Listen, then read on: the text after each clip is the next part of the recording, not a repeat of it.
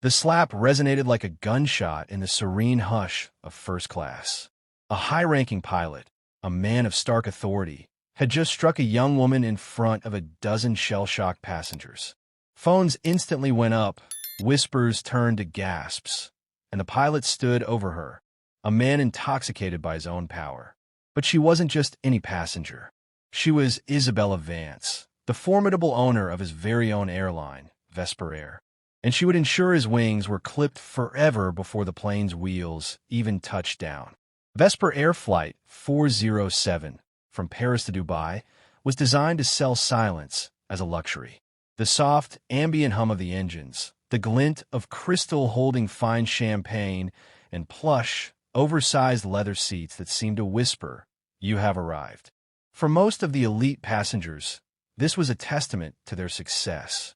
But for Isabella Vance, seated inconspicuously in Seat 2A, it was a litmus test. She wasn't there for the opulence or the legroom. She was flying incognito, dressed in a simple silk blouse and comfortable loafers, with no hint that she was the majority owner of this entire enterprise. She wanted to see what transpired when her name held no weight, when she was just another face in the crowd. It didn't take long for the test to begin. A large, boisterous man in Seat 2B stumbled down the aisle, his breath reeking of whiskey, pulling a carry-on bag that was comically large for the overhead bins. He eyed the empty space above Isabella's seat, a space she had already claimed for her own small bag. The flight attendant, a woman named Sophia, appeared with a smile that was warm for some and chillingly indifferent for others. She gestured toward Isabella. "Ma'am, we'll need to move your bag so this gentleman can stow his," Sophia said with an air of cold politeness.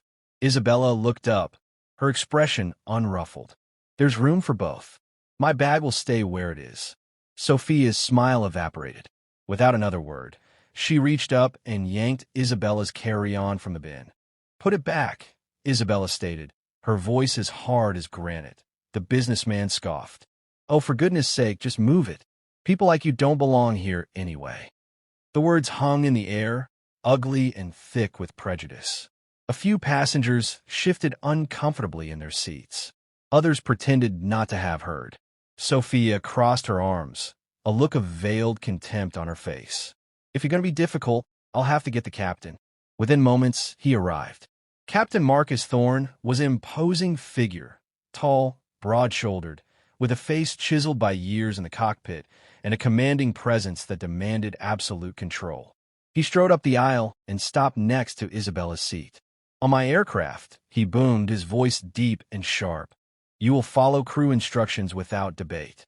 Move the bag, or you'll be removed from this flight." Isabella didn't budge. "Your crew member touched my property without consent. There is no safety issue here, only a clear act of bias." A ripple of murmurs spread through the cabin. Thorne's eyes narrowed into slits. "Final warning." Isabella's gaze locked onto his. "Then you had better be prepared for the consequences." The captain's jaw tightened, a rush of anger creeping up his neck. And then came the crack. His open palm smashed across Isabella's face. The sound sliced through the cabin's tranquility like a gunshot. Her head snapped sideways, a stark red mark blossoming across her cheek. Gasps erupted.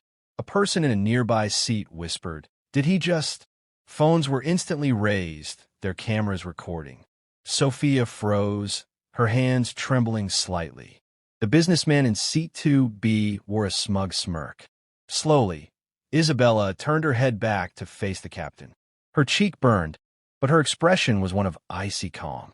She reached into the pocket of her pants, pulled out her phone, and typed a single message. "Adrian," code red on Vesper 407. "Asset compromised by crew. Proceed with Plan Omega."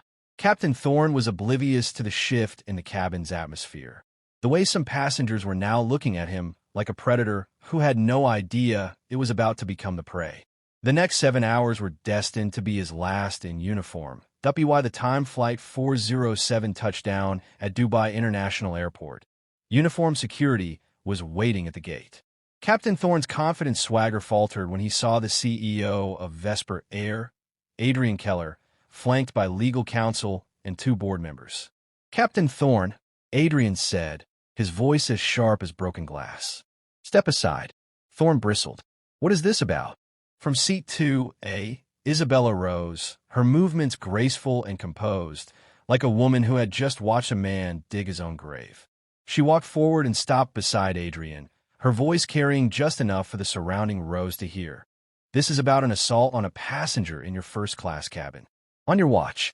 On my aircraft. Adrian glanced at her, a hint of a smile playing on his lips.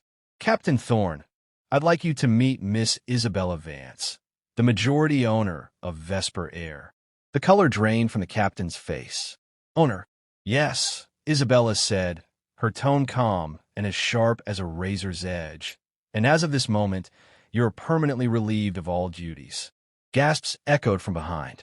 A woman in row 5 muttered, Oh my God.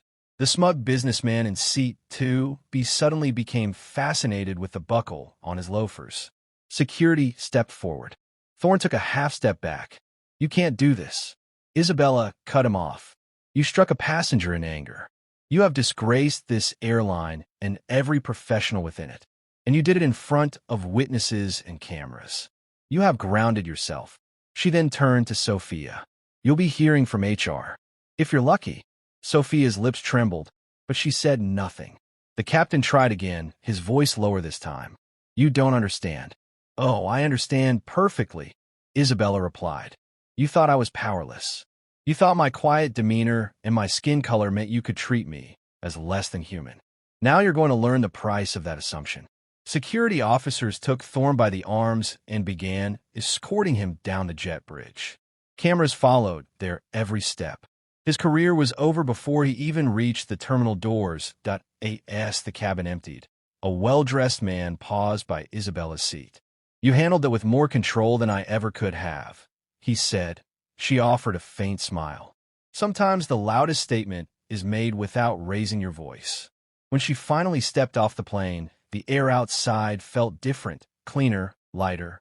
Behind her, Flight 407 would forever be remembered, not for the slap that humiliated a passenger, but for the moment a bully in a position of power was grounded for life.